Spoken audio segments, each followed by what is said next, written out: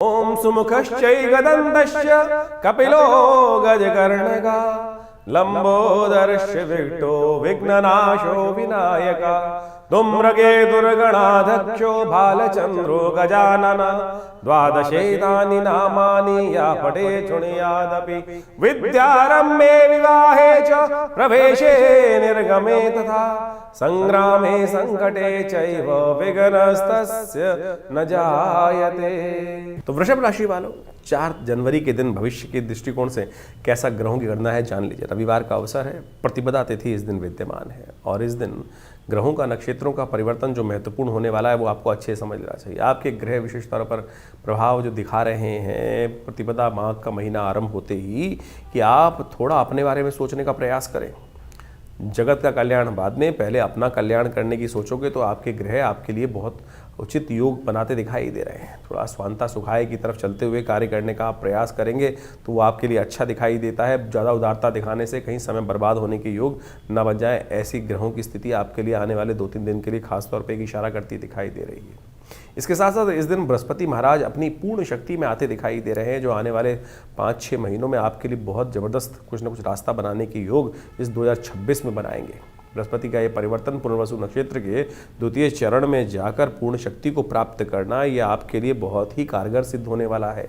जिस प्रकार का बृहस्पति का योग बना हुआ है, खासतौर पर समझ लेना चाहिए कि आने वाले 6 महीने में आपके लिए सम्मान, पद, धन सब देने के बहुत अच्छे योग आपकी राशि में बनकर तैयार है। बृहस्पति की थोड़ी ताकत आपको बढ़ाने का प्रयास करना चाहिए, वो आपके लिए बड़ा कल्याणकारी होगा। पुण्य कार्य ज़्यादा से ज़्यादा करने का प्रयास करें, हो सके तो बृहस्पति के मंत्र का जप करें। ओम ग्रांग ग्रीं ग्रौंग से गुरुवे नमः। देवता जो बृहस्पति की है वो देवताओं के गुरु माने जाते हैं। कहा जाता है यज्ञ इत्यादि कार्य से समस्त प्रकार से ग्रहों के जो दोष भी दूर होते हैं और उनके द्वारा जो शक्ति प्राप्त होनी है वो भी प्राप्त हो जाती है। विवेकानंद योगाश्रम में नित्य प्रति 8 घंटे यज्ञ होता है। रविवार को नवग्रह शांति महायज्ञ का सुंदर कार्यक्रम रहता है, उसमें कोशिश ये करें अपने नाम से सम्मिलित हों। यज्ञ से कल्याण के योग अद्भुत बनेंगे। खरमास चल रहा है इन दिनों, और खरमास जब चलता है तो सूर्य की गति थोड़ी कम हो जाती है और सूर्य के कारण ही इन दिनों शुक्र, बुध इत्यादि, मंगल इत्यादि अस्त आपकी राशि में चल रहे हैं, तो उनको थोड़ी सी शक्ति देने का प्रयास कर लीजिए, बहुत अच्छा होगा। सूर्य को शक्ति देने से क्या करें, सूर्य के लिए सुबह सुबह थोड़े से तिल डालकर पानी में भगवान सूर्य को अर्घ्य देने का प्रयास कर लीजिए। काले तिल या सफ़ेद तिल जो मिल जाए, भगवान सूर्य को उनके द्वारा अर्घ्य देना आपके लिए बड़ा कल्याणकारी रहेगा। यह यज्ञ भी कर सकते हैं आप। हमारे आश्रम में, विवेकानंद योगाश्रम में, हर रविवार को नवग्रह शांति महायज्ञ का आयोजन ही रहता है। वैसे तो हर रोज़ यज्ञ रहता है आश्रम पे, लेकिन रविवार को सामूहिक यज्ञ में सब लोग आ सकते हैं। भगवान का यज्ञ बहुत बढ़िया से चलता है, आप सब आइए उसमें। भगवान की कृपा से कल्याण के योग, आपके कष्टों को निवारण करने का योग अवश्य बनता दिखाई देगा। तो इस समय का आपको पूर्णतः लाभ लेने का प्रयास करना चाहिए। ये जो ग्रहों का योगा योग आपकी राशि के दृष्टिकोण से है, ये बहुत ही सुंदर स्थिति बनाता दिखाई दे रहा है। 5 तारीख सोमवार का अवसर, द्वितीया तिथि विद्यमान है और वृषभ राशि वालों के लिए ग्रह नक्षत्रों के दृष्टिकोण से योग जो बन रहा है वो अनुकूलता की तरफ जाता दिखाई दे रहा है। ग्रह नक्षत्रों के दृष्टिकोण से आपके लिए जो ग्रहों के योग बने हुए हैं, थोड़ी सी आपके लिए ऐसा दिखाई दे रहा है कि आप जिस ढाल पर चलते दिखाई दे रहे हैं उससे बदलने का प्रयास नहीं कर रहे, यानी जिस स्थिति में चल रहे थे ढाक के 3 पात वाली स्थिति ना करें, बदलने का प्रयास करें। समय बदल रहा है, चीज़ें बदल रही हैं, आपको भी बदलना चाहिए। 2026 बदलाव की तरफ इंगित कर रहा है। शनि महाराज आपको बदलने नहीं दे रहे हैं। शनि की दृष्टि लगातार आपकी राशि पर जो पड़ रही है वो आपको समझना चाहिए। जो आपके सिद्धांत हैं गलत नहीं है, लेकिन मान के चलें कि थोड़ा सा जो वृषभ राशि होती है ना, वो सांड को मानी जाती है। सांड जो होता है वो विशेष तौर पर अपने ही ढाल में चल रहा रहता है और उसको लाख समझाने का प्रयास करो, बदलता नहीं है। कोशिश ये करें इस शनि की जो प्रवृत्ति है उसको ठीक करने का आपको प्रयास करना चाहिए। भगवान शंकर का पूजन करें। इस दिन सर्वार्थ सिद्ध योग भी है और साथ साथ सोमवार भी है और आपकी राशि में इस वक्त चंद्रमा का सुंदर योग बृहस्पति के साथ जाके जो बना हुआ है वो कहीं ना कहीं कहता है कि भगवान शंकर को प्रसन्न करने का प्रयास करें, चीज़ें आपके लिए फेवर में जाएंगी। माघ का महीना आरंभ हो चुका है, सोमवार का दिवस है। कहा जाता है काशीवासी निवासी च काल भैरव पूजनम प्रयागे माघमासी च बिल्वपत्रम शिवार्पणम अखंडैव बिल्वपत्र च। जो अखंड बिल्वपत्र भगवान शंकर को चढ़ाएंगे तो 3 जन्मों में किए हुए पाप भी क्षय होंगे और सुख का उदय होने का योग भी आपकी राशि में बनेगा। 6 तारीख का दिन आपकी राशि के दृष्टिकोण से बड़ा महत्वपूर्ण दिखाई देता है। इन दिनों आपकी राशि के अनुसार से समझना चाहिए ग्रहों का योग कैसे चल रहा है। मंगल और शुक्र लगातार अस्त चल रहे हैं सूर्य के कारण से। सूर्य का वर्ष है और जिसके कारण से थोड़ी सी ग्रहों की समस्या जो आ रही है वो आपको समझना चाहिए। आपके लिए आपको ऐसा ग्रह योग बना रखा है इस वक्त की ज़बरदस्ती लोग आपको साइडलाइन करते दिखाई दे रहे हैं। आपकी अच्छी बात भी लोगों को चुभती दिखाई दे रही है और उसके कारण से आप सेल्फ कहीं ना कहीं अपने आप में थोड़ा सा अपने आप को अननेसेसरी आत्मग्लानि का थोड़ा सा भाव उत्पन्न हो सकता है। चिंता ना करें, ग्रहों का प्रभाव है, आपकी कोई बात गलत नहीं है। आपके लिए तो हर चीज़ में कहीं ना कहीं पॉजिटिव योग दिखाई दे रहे हैं। लेकिन शुक्र का अस्त होना, बुध का जो भी अस्त होना, साथ में आप मान के चले मंगल का अस्त होना, ये कहीं ना कहीं कष्ट देने के योग बना रहा है। अंगारक चतुर्थी है इस दिन, उदय तिथि तृतीया है लेकिन उसके बाद चतुर्थी का आगमन होगा। मंगलवार का योग बन रहा है तो अंगारक वर्ष के आरंभ में अंगारक चतुर्थी का योग बना है। मंगल को शक्ति देने का, मंगल अभी 3-4 महीने थोड़ी सी विकट स्थिति में है, कार्य करने की क्षमता उसमें थोड़ी कम है। तो उसको पौरुष को बढ़ाने के लिए, साहस को बढ़ाने के लिए, मंगल को थोड़ी ताकत देने के लिए इस दिन खास उपाय करने का प्रयास करना चाहिए। मंगल इन दिनों अस्त चल रहे हैं, इस बात समझें। और मंगल अष्ट चलने के कारण से क्या होता है कि मंगल की शक्ति कुंडली में कई प्रकार की स्थिति को नेगेटिव उत्पन्न कर देती है और चीज़ों को फेवर में नहीं आने देती है। और ये मंगल का नेगेटिव प्रभाव जो है ये लगातार अभी कुछ दिन आपको परेशान करने वाला है। तो इसका उपाय आपको लगातार करने की ज़रूरत है और ये आपको विशेष तौर पे समझने की आवश्यकता है क्योंकि मंगल का अस्त होने का प्रभाव जो है बहुत ही विशेष होता है। तो ऐसे में स्थिति को ठीक करने का आपको लगातार प्रयास करना चाहिए। देव योग से इस दिन मंगलवार भी पड़ रहा है और साथ साथ इन दिनों इस दिन विशेष तौर पे क्या बन रहा है, चतुर्थी का योग भी बन रहा है। तो अंगारक चतुर्थी का योग बन गया और माघ महीने में अंगारक चतुर्थी का योग बड़ा संपूर्ण रूप से मंगल के समस्त कष्टों को दूर करने का योग बना सकता है। ऐसे में हमने विवेकानंद योगाश्रम में इस शुभ योग को समझते हुए एक दिव्य कार्यक्रम रखा। वैसे तो हर मंगलवार पे सुंदरकांड चलते ही हैं और हमने आपको पहले ही बताया है कि मंगल का अस्त चलने से क्या होता है कि कई बार समस्याएं उत्पन्न हो जाती हैं। हिम्मत का प्रभाव, पौरुष का प्रभाव और साथ साथ पुरुषार्थ का ग्रह माना जाता है, साहस का प्रतीक माना जाता है। और जब सब कुछ ग्रह अच्छे चलते हुए भी अगर वो ठीक नहीं चल रहा है, पुरुषार्थ नहीं कर रहा है, मंगल अस्त चल रहा है, तो क्या होगा, बहुत सारे कर्मों में विघ्न आने के योग बनेंगे। तो ऐसे में उपयोग करें हनुमान जी का, सुंदरकांड का पाठ करें। हमने लगातार प्रयास किया कि जब तक ये मंगल अस्त रहे तो हम लगातार लोगों के साथ जोड़कर सुंदरकांड का पाठ करें, हनुमान जी का यज्ञ करें और साथ साथ मंगल ग्रह शांति महायज्ञ रखें। तो उसी श्रृंखला में 6 तारीख को विवेकानंद योगाश्रम में एक दिव्य कार्यक्रम रखा गया है जिसमें सुंदरकांड का पाठ भी रहेगा और साथ साथ वर्ष का पहला मंगलवार पड़ रहा है। समस्त कष्टों को दूर करने के लिए मंगलमय भगवान की प्रार्थना, हनुमान जी की प्रार्थना इस संसार में कहा गया ना। और हनुमान चालीसा में तुलसी बाबा ने लिखा है, और देवता चित्त न धरहि हनुमत से ही सर्व सुख करहि। तो इसलिए इस मंगलवार पर भी आप सुंदर रूप से हमारे आश्रम में होने वाले कार्यक्रम यज्ञ में सम्मिलित हो सकते हैं, सुंदरकांड के पाठ में सम्मिलित हो सकते हैं। आप सबके प्रयास से सुंदर कार्यक्रम रहेगा, सुंदरकांड का पाठ रहेगा, हनुमान जी का स्तवन रहेगा और बहुत सारे कार्यक्रम और भी चलेंगे। तो उन सब में सवामनी का भोग रहेगा, भंडारा रहेगा। तो आप सब उसमें सादर आमंत्रित है। शाम को 5 बजे से यज्ञ आरंभ होगा और करीब करीब रात के 10 बजे तक ये कार्यक्रम भंडारे के साथ चलेगा। तो यदि आप सम्मिलित रहेंगे तो हमने ये देखा है कि हनुमान जी की सिद्ध मूर्ति जो आचार्य श्री केशव देव जी के द्वारा प्रतिष्ठित है, जिनको सबसे पहली सिद्धि ही हनुमान जी की हुई थी और केवल हनुमान चालीसा से हुई थी। आंख बंद करी और वो बताया नंबर जो सामने वाले ने प्रश्न पूछा और वो उसका निवारण हनुमान जी के मंत्र से ही ऐसे चमत्कारिक सिद्धि प्राप्त हो जाती है। तो आप समझ लें कि इतना सुंदर ये हनुमान जी का सुंदर सावर मंत्र है, कुछ और उल्टा सीधा करने की, लंबा चौड़ा प्रयास करने की ज़रूरत ही नहीं है। तो इस साक्षात सिद्ध मूर्ति के समक्ष हनुमान जी के बैठकर सुंदरकांड का पाठ आप करें, हमारे साथ जुड़ें। अपने नाम से भी करा सकते हैं, उसके लिए पूर्ण व्यवस्था है। आश्रम के जो गतिविधि नंबर चल रहे हैं उन पर संपर्क साध कर आप चीज़ों को जान सकते हैं। 7 जनवरी के दिन बृहस्पतिवार का अवसर चल रहा है, पंचमी तिथि विद्यमान है और ग्रह नक्षत्रों के दृष्टिकोण से ग्रहों की जो परिवर्तन की चाल है वो आपके लिए थोड़ी सी स्वास्थ्य के मामले में समस्याएं उत्पन्न करने की योग बनाती दिखाई दे रही है। सबसे पहला सुख निरोगी काया, स्वास्थ्य का ध्यान रखें। मौसम परिवर्तन की तरफ जा रहा है, बहुत ज़्यादा ओवर स्ट्रेस लेने से कहीं ना कहीं थोड़ी सी इमोशनल और शारीरिक समस्याएं उत्पन्न होने के योग दिखाई देते हैं। तो इसलिए थोड़ा सा ध्यान रखते हुए कार्य करें। भगवान गणेश का सुंदर स्तवन करें। गणेश जी को पीले पुष्प और मोदक अर्पित करना आपके लिए समस्त विघ्नों को दूर करने वाला रहेगा। 8 तारीख का दिन बृहस्पतिवार का अवसर है, षष्ठी तिथि इस दिन विद्यमान है और ग्रहों ने ये परिवर्तन का जो ग्रहों का योग बनाया है ये आपके लिए विजय का योग बनाने की स्थिति उत्पन्न कर सकता है। दिन थोड़ा हल्का दिखाई देता है, लेकिन अगले दिन से शाम के बाद से आज की इस दिन बात करें तो पॉजिटिव रिजल्ट्स आने के योग दिखाई देते हैं। शुभ सूचनाएं प्राप्त होने के संदेश आपकी राशि के दृष्टिकोण से आपको प्राप्त होने के योग बनते दिखाई देते हैं। बृहस्पतिवार का अवसर है, बृहस्पति महाराज की थोड़ी शक्ति को बढ़ाने का प्रयास कीजिए। पीली चीज़ों का दान करें, चने की दाल का दान करें। वो आपके लिए गौशाला में चने की दाल का दान करना या किसी मंदिर में जाकर किसी जो पुजारी गण हैं, पंडित गण हैं, उनका सम्मान करना, उनको पीली चीज़ों का दान करना, पुस्तकों को दान करना आपके लिए बड़ा शुभ योग बनाएगा। 9 तारीख का दिन शुक्रवार का अवसर, सप्तमी तिथि इस दिन विद्यमान है और ये राशि की दृष्टिकोण से आपको समझना चाहिए। आपके सूर्य ने इन दिनों कई सारी समस्याएं उत्पन्न कर रखी हैं। वर्ष सूर्य का है और सूर्य के कारण से मंगल भी अस्त हैं, शुक्र भी अस्त हैं, बुध भी अस्त हैं और ये कहीं ना कहीं सूर्य जो है आपको भी स्वयं कहीं ना कहीं थोड़ा सा शक्ति में क्षीण करते दिखाई दे रहे हैं।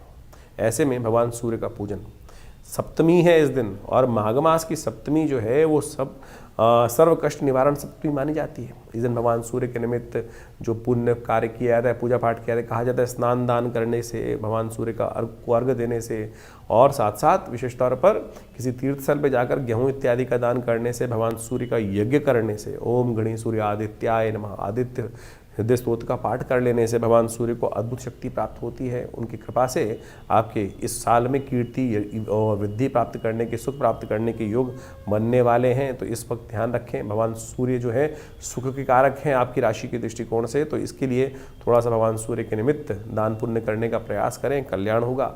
भद्रा है इस दिन, ध्यान रखिएगा नए कार्यों को करने से बचना चाहिए।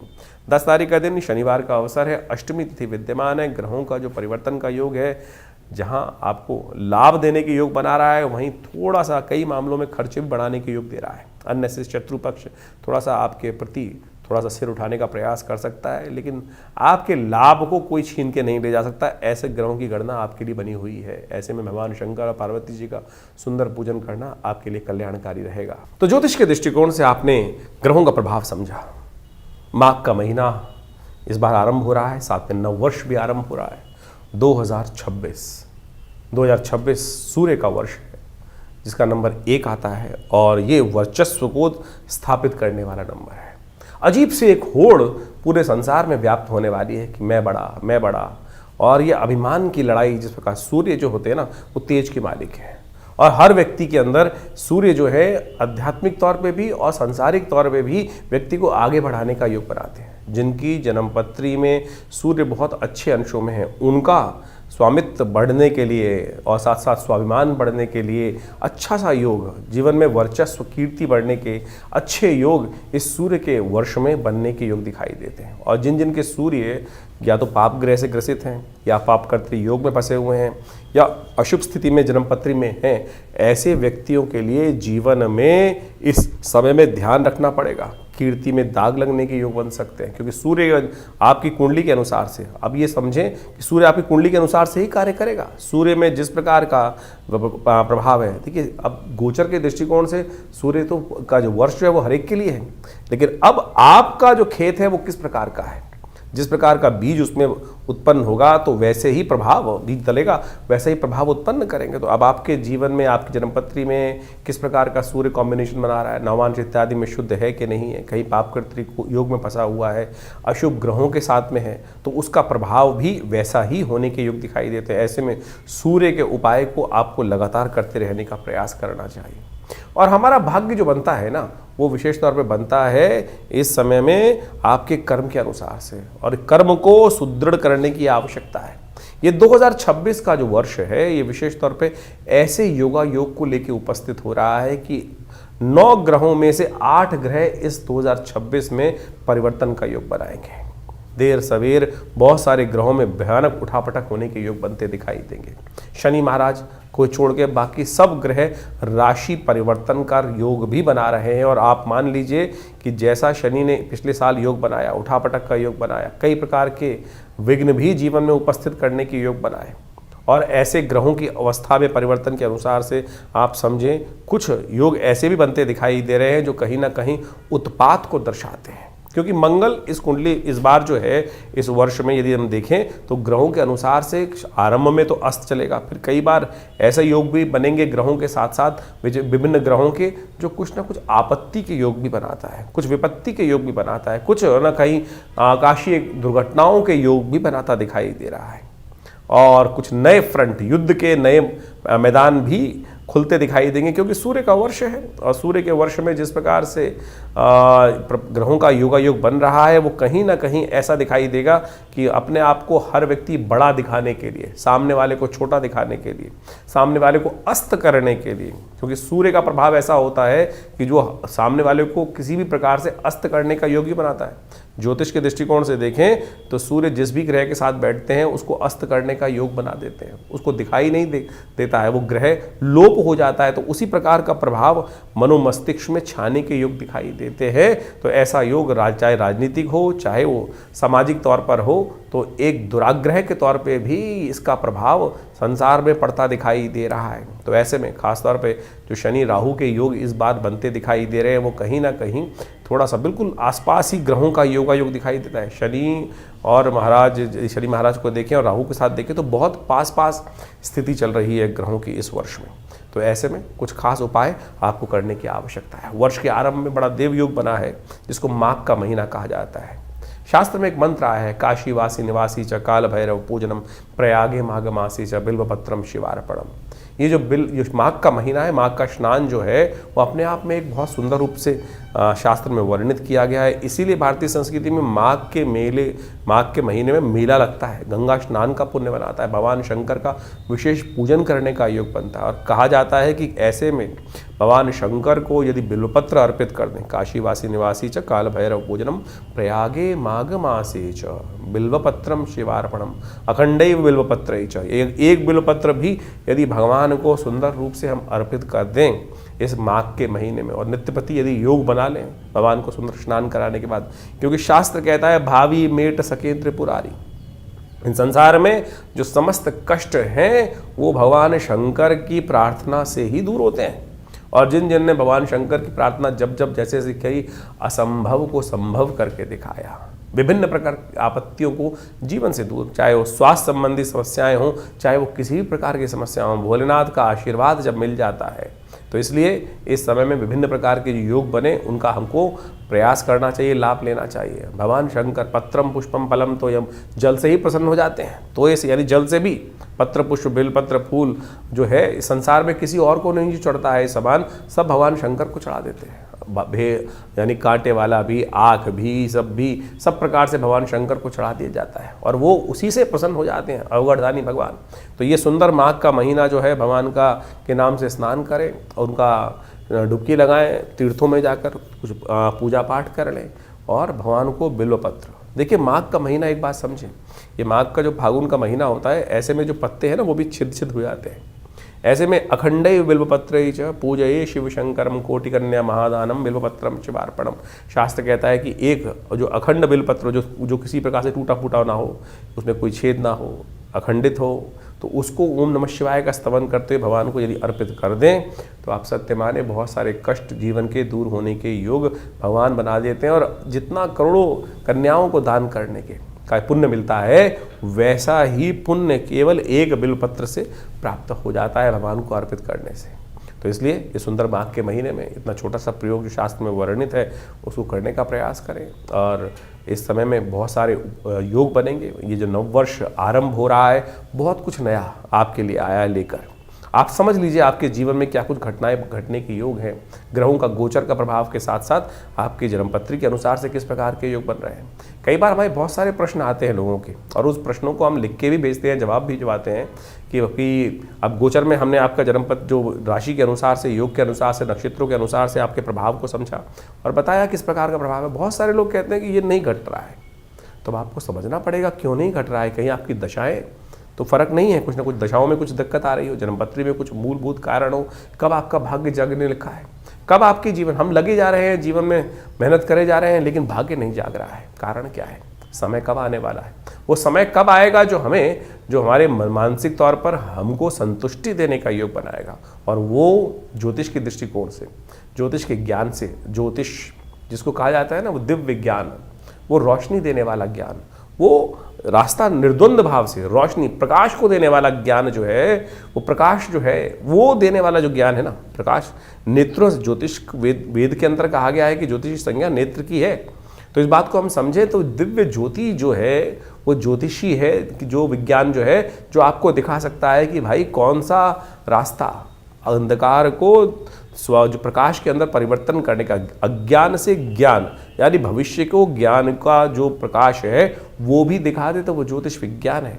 उसकी सहस्त्रों शाखाएं हम गोचर के माध्यम से, बहुत सारे और के माध्यम से आप सबके समक्ष उन सब गणनाओं को इसके माध्यम से अपने इस आचार्यवाणी चैनल के माध्यम से रखते हैं, बताते हैं और उनको समझना चाहिए। और जो जो जीवन में घटनाएं हैं उनका पूर्वाभास भी सही होता है। पिछले वर्ष हमने बहुत सारी घटनाओं के बारे में आपको ज्योतिष की दृष्टिकोण से जो बनता है समय समय पर घटने वाली घटनाएं वो बिल्कुल उसी प्रकार से आपके समक्ष रखी और बहुत सारे लोगों के प्रश्नों का निदान भी हमने इस कार्यक्रम के माध्यम से देने का प्रयास किया। आप भी अपने प्रश्नों को हमें भेज सकते हैं, व्हाट्सएप के माध्यम से भेज सकते हैं, खुद आके विवेकानंद योगाश्रम में मिल सकते हैं। बहुत सारे कार्यक्रम हर महीने आश्रम पे चलते ही हैं और उन सब कार्यक्रमों में भी आप जुड़ सकते हैं। हम सब एक बात समझे, कभी विभिन्न ग्रहों के उपायों के चक्कर में फंसते हैं कि भैया उपाय ऐसा कर ले वैसा कर ले। उपाय सीधा साधा भगवान का स्मरण ही है, भगवान का भजन ही है और उसमें केवल आपके विश्वास और श्रद्धा और समर्पण की आवश्यकता है, समय के समर्पण की आवश्यकता है। हम लगे हैं जन्म पर कुछ सिर्फ अंगूठियां पहनने में, कुछ टोटके कर लेने पे, ये टोटका कर ले वो टोटका कर ले। सीधा सीधा भगवान का भजन करिए, ना हींग लगे ना फिटकरी रंग चोका हो। तो आप जो विभिन्न कार्यक्रम के बारे में हम आपको समय समय पर हर रोज़ आपके राशिफल के अनुसार से बताते रहते हैं, पौराणिक ज्योतिष को आपके समक्ष लाने का प्रयास करते हैं। ज्योतिष एक ऐसा विषय है जो विशेष तौर पर पुराण के अनुसार से शास्त्रों में बहुत सुंदर तरीके से विद्यमान बताया गया है और उसमें उनके जो निदान हैं, टेस्टिमनीज हैं कि क्या किया, किसके जीवन में कैसा कष्ट आया, तो उनका वर्णन जो है हमारे पुराणों में मिलता है, हमारी कथाओं में मिलता है। और उन कथाओं से ही क्या होता है कि आप जब पंचांग देखेंगे तो हर रोज़ कोई ना कोई व्रत आता है, हर व्रत की कोई ना कोई कथा है, वो किसी ना किसी पुराण में लिखी हुई है। वो कथा है क्या? वो कथा जो है वो सत्य कथन है कि उसके जीवन में कैसे कष्ट आया, उसने कौन सा व्रत किया, चाहे चतुर्थी का, चाहे एकादशी का, चाहे पूर्णिमा का, चाहे अमावस्या का, जो जो शास्त्र में वर्णित चीज़ें हैं उनको व्यक्ति ने कैसे कर ठीक किया। लाखों वर्षों से उन सब अनुभवों का जो निष्कर्ष दिया गया है वो पुराणों में दिया गया है। हम उसी को माध्यम से, वैदिक ज्योतिष के माध्यम से, उन पौराणिक कथाओं के माध्यम से, उन पौराणिक उपायों के माध्यम से आपके समक्ष हर रोज़ की गणनाओं को बताते हैं। तो इनको केवल कथा मत समझें, कथा के समझ में चक्कर में फंसोगे ना तो विडंबना उत्पन्न होगी आपके जीवन में। ये 2026 बहुत कुछ नया करने आया है। ये समय को यूटिलाइज करने का प्रयास करें। बड़े भाग्य मानुष तन पावा, सोते सोते निकल जाएगा नहीं तो समय।